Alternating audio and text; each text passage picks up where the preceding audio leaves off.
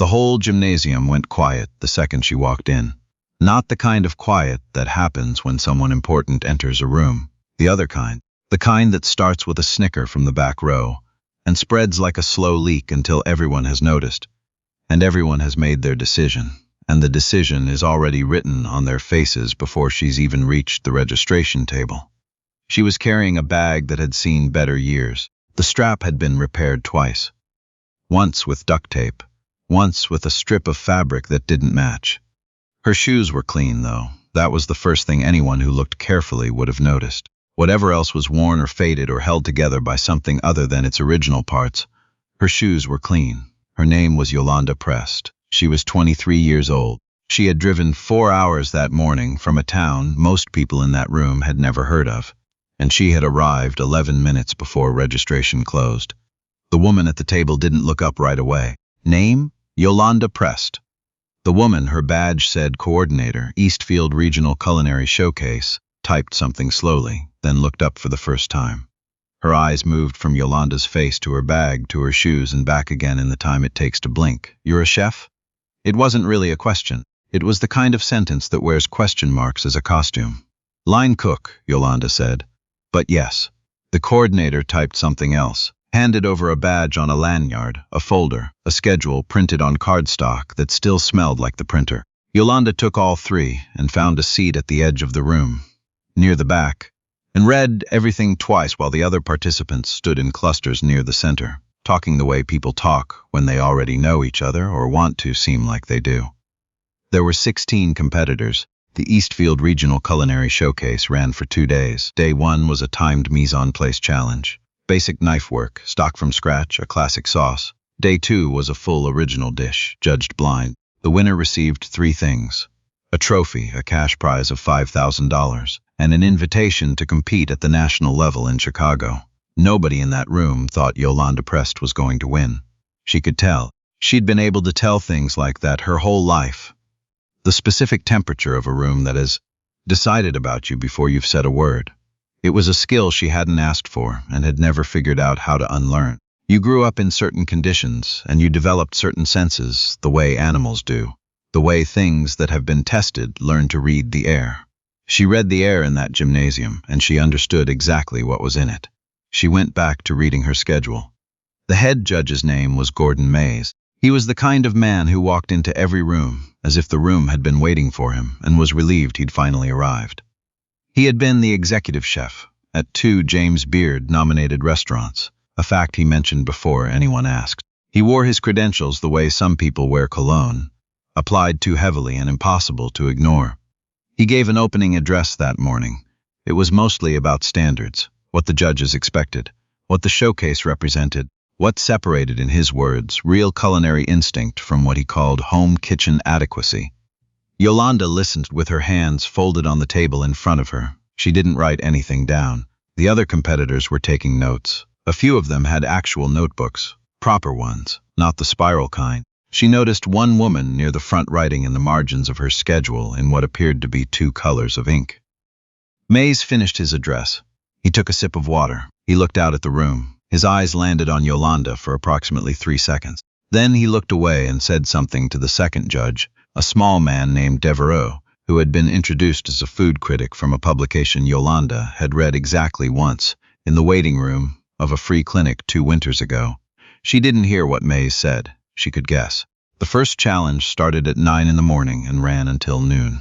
16 stations, each with the same setup, cutting board, knife roll provided, identical mise-en-place materials in identical amounts. The task was to fabricate a whole chicken, prepare a proper mirepoix, make a white stock from scratch, and finish with a classic beer blanc, everything plated and labeled, everything done in 3 hours. Yolanda had made beer blanc approximately 400 times, not as an estimate. She had, at various points in the last 5 years, worked a brunch station, a sauté station, a prep station, and 2 separate stints as a line cook at a restaurant that served it as the default finish sauce for the fish special every single Thursday. She had made it when the kitchen was at full roar, and she had made it when she was the only one left at the end of service. She had made it in a pan she'd borrowed because the good ones were all occupied, and she'd made it when the butter was straight from the freezer, and you had to think 3 moves ahead to keep it from breaking. She was not nervous about Beurre Blanc. What she was doing, at the 9-minute mark, while the woman 2 stations over was making quick, practiced sounds with her knife, and the man to her left had already started his stock mise en place, was moving at a pace that looked slow. It wasn't slow. It was the opposite of slow. It was the specific efficiency that comes from having done something so many times, that every motion has been compressed to its minimum useful length. There is no extra. There is no performance. The knife came down exactly where it needed to come down, and the pieces were exactly the size they needed to be, and her hands moved with the particular quietness of someone who has stopped thinking about what they're doing, because the thinking happened years ago. 3 stations to her right, a young man in a chef's coat that looked freshly pressed was working through his chicken fabrication with the careful focus of someone who had rehearsed this. He was good. He was clearly trained. His cuts were clean and even, and his posture was correct, and every motion telegraphed that he knew he was being watched and was using that knowledge to his advantage. His name was Spencer Croft. He'd told the woman next to him during the brief networking period before the challenge began that he'd graduated from a culinary institute in New York, had staged in 2 European kitchens, and currently worked as sous chef at a restaurant his father had been eating at since before Spencer was born. He had not asked the woman anything about herself. She had volunteered anyway. Culinary arts degree, internship at a boutique hotel kitchen, currently employed at a restaurant in the city. Neither of them had spoken to Yolanda. At the 40-minute mark, Mays made his first round through the stations. He paused at Spencer Croft's station for a moment, nodded once, said something in a low voice that made Spencer stand a little straighter. He moved on.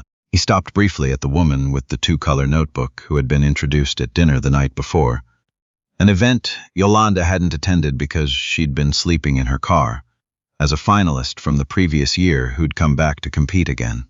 He reached Yolanda's station. Her stock was already on. The aromatics had gone in at the right time. The liquid was at the right temperature. Not boiling. Never boiling, because boiling makes a cloudy stock, and a cloudy stock is a different thing than what she was making. She was working on her mirepoix, the knife finding the same spot on each piece of onion with a consistency that was, if you were paying attention, something worth watching. Mays stood behind her for 5 seconds. Then he said, at a volume slightly above what the moment required, "That's a lot of confidence for someone who checked in late." He didn't say it cruelly. That was the part that was hard to argue with. He said it the way people say things when they want to make a point but want to be able to deny the point if anyone calls it one. Yolanda didn't look up. "I was on time," she said, technically. She said nothing else. The knife came down. The pieces were even. Mays moved on. Devereux, who had been trailing behind him, paused at her station a beat longer than Mays had. He looked at her stock. He looked at her mise en place. He looked at her hands. He didn't say anything either. He moved on. She finished at 11:47, 13 minutes before the deadline. Not the first to finish. Spencer Croft had finished at 11:31, and 2 others had finished before noon as well. But not the last, and that wasn't the point anyway. The point was whether it was right. Her stock had clarity. You could hold the cup up to a window and see through it like pale gold glass. Her mirepoix was consistent, the kind of consistent that tells you the person cutting, it wasn't trying to make it consistent, it just was. Because that's the only size their hands knew how to make. Her beurre blanc had sheen and body and the specific texture that comes from getting the reduction right before you ever add the butter, which is the part most people cut corners on because you can't really see it happening, and so they think it doesn't matter. It matters. The judges made their notes. The scores from day 1 would not be announced until the following morning, combined with day 2 scores into a final ranking. That night, in the parking lot of a motel, she'd found that charged $46 for a room and didn't ask questions. Yolanda ate a gas station sandwich and thought about the dish she was going to make the next day. She had been thinking about it for 3 weeks. It had started, the way most things she cooked started, with her grandmother. Her grandmother's name had been Dorothy, and Dorothy had cooked for 60 years in a kitchen with a bad burner and a refrigerator that ran too cold on one side and too warm on the other. She had cooked for family, and she had cooked for neighbors, and she had cooked for people who knocked on the door during hard winters, and she had never once, in Yolanda's memory, Made something that didn't taste like something you wanted to eat again before you'd finished what was in front of you. Dorothy hadn't been trained anywhere. Dorothy didn't own any equipment. Dorothy cooked by a logic that lived in her hands and her nose and some part of her brain that bypassed language entirely. Yolanda had been trying to learn that logic since she was 7 years old. She thought she'd figured out one piece of it, one specific thing that her grandmother used to do with braised short rib. A technique that wasn't in any textbook she'd read, wasn't in the vocabulary of any kitchen she'd worked in, but produced a result that was, in the plainest terms, correct in a way that didn't require explanation. She was going to try to make it tomorrow in front of judges. She finished the sandwich. She lay down with her shoes still on. She was asleep by 9:15. Day 2 started with a briefing that lasted 12 minutes. Original dish, 1 hour and 45 minutes. Judged blind, meaning the judges would not know whose dish came from which competitor. Each station had been stocked with a standardized pantry, plus a small box of personal ingredients. Each competitor had been allowed to submit in advance, sealed and labeled with a number rather than a name. Yolanda's box contained dried chiles, bone-in short ribs she'd selected herself and asked to have kept cold, a jar of something that had no label, and a small bunch of fresh thyme that she'd picked from a pot on Dorothy's old porch. The pot was still there, still growing, cared for now by the woman who rented the house. She had driven past the house on her way out of town 3 weeks ago, and she had stopped and she had asked, and the woman had told her to take as much as she wanted. The brief ended. Mays said something about excellence. Yolanda was already thinking about sequence. The timer started. She worked without looking up. The short ribs went into the pan first, fat side down, in heat that was high enough to mean it. Not oil. The fat from the ribs themselves, rendered slow in the first 3 minutes while she broke down her aromatics. This was the first thing. The fat from the meat was not the same as oil. It carried flavor in a different direction. And it changed what happened later, and most people used oil because it was faster, and she understood that, and it didn't matter. At the 18-minute mark, Spencer Croft knocked something over. It was just a container of stock. It hit the edge of his station, and he caught most of it. But the sound was enough to pull a few eyes from their stations for a half-second. The coordinator moved toward him. He waved her off. He was fine. Yolanda didn't look up. The chiles went into the braising liquid in the last 30 seconds before the lid went on. Not the beginning, not the middle. The last 30 seconds and then sealed. This was the thing. This was the specific piece of logic she'd spent 3 weeks turning over in her head until she understood why it worked. The chiles didn't have time to give bitterness, but they had exactly enough time to open. There was a window. Dorothy had always found it by feel. Yolanda had found it by thinking about nothing else for 3 weeks. The lid went on at 32 minutes. The braising time built in was 50 minutes. She had 13 minutes after that to finish. She spent the next 50 minutes on her plate composition, her sauce reduction, and something she was making to go alongside, a corn preparation that her grandmother had shown her once when she was 9, and she had never seen written down anywhere and had spent the better part of 2 years trying to replicate. She didn't think about Mays. She didn't think about Spencer Croft or the woman with the 2-color notebook or the way the coordinator had looked at her at registration or the voice from the back of the room the previous evening. She'd been walking through the corridor after retrieving something from her car, and she'd heard 2 competitors talking on the other side of a propped open door. She'd heard her name. She'd heard the word lucky used in a way that didn't mean lucky. She thought about the window the chiles needed. She thought about her grandmother's kitchen and the burner that ran wrong, and the refrigerator that ran wrong, and the 60 years of cooking that came out right anyway. She thought about the woman who now tended the time. The lid came off at minute 82. The room changed. It was not dramatic. It was not a gasp or a reaction you could point to. It was just that something entered the air in that gymnasium that had not been there before. The smell hit in a sequence. First the depth of it, the long-cooked richness that means time was taken and not faked. Then the chiles, open but not bitter. The way a door can be open and still warm. Then something underneath that. Something that lived in the specific combination of fat and time the time that had grown in Dorothy's pot for probably longer than Yolanda had been alive. The man 2 stations over, who had been plating with focused precision, stopped moving for approximately 4 seconds. He didn't say anything. He went back to his station. Spencer Croft looked over once. His expression was not readable.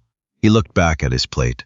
Devereaux had been standing near the judge's table at the far end of the room. He turned his head. Yolanda was already plating. The scores were announced the next morning over coffee in the same room where registration had taken place. The gymnasium now rearranged with round tables, and a cloth draped over the judge's table like it mattered. Mays held the results. He made remarks about the quality of the field. He made remarks about standards. He made remarks about how the blind judging process, in his view, was the only honest way to evaluate culinary ability, because it removed everything except what was on the plate. He looked out at the room as he said that. His eyes didn't find Yolanda. Third place, the woman who had been here last year and come back. There was applause. She smiled with real warmth and looked relieved in the way people look relieved when they've been carrying tension for more than a day. Second place, Spencer Croft. He stood up and straightened his jacket. The applause was genuine and full. He nodded once, twice, looked toward the judges with the expression of someone who had expected to place higher and was deciding how to wear second place in public. Mays let the pause sit for a full 3 seconds. First place, he said, and he read the number, not the name, because they were still ostensibly blind until the moment the number was matched to its registered competitor, Station 14. Yolanda's badge had said 14. She hadn't stood up yet. She looked at the number on her folder. She looked at it again because she wanted to be sure she stood up. There was a pause in the room. Not a long one. 2 seconds. Maybe 3. The kind of pause that happens when something doesn't fit the shape of what people expected, and their minds need a moment to resize.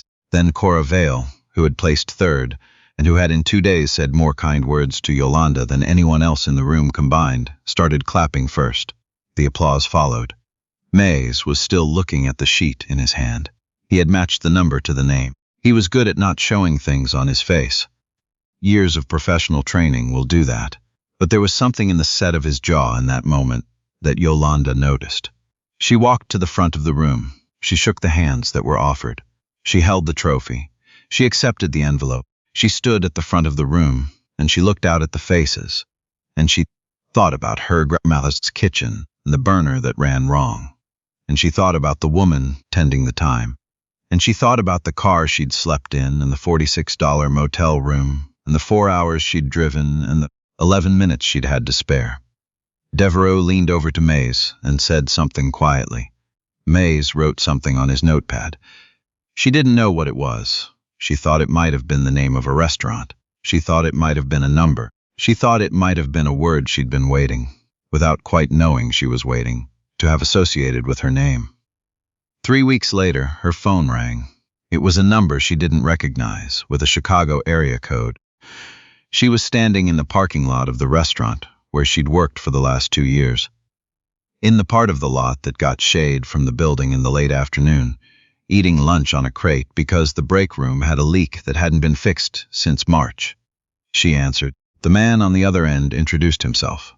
He was with the national organization that ran the showcase at the regional level. Devereaux had submitted her name.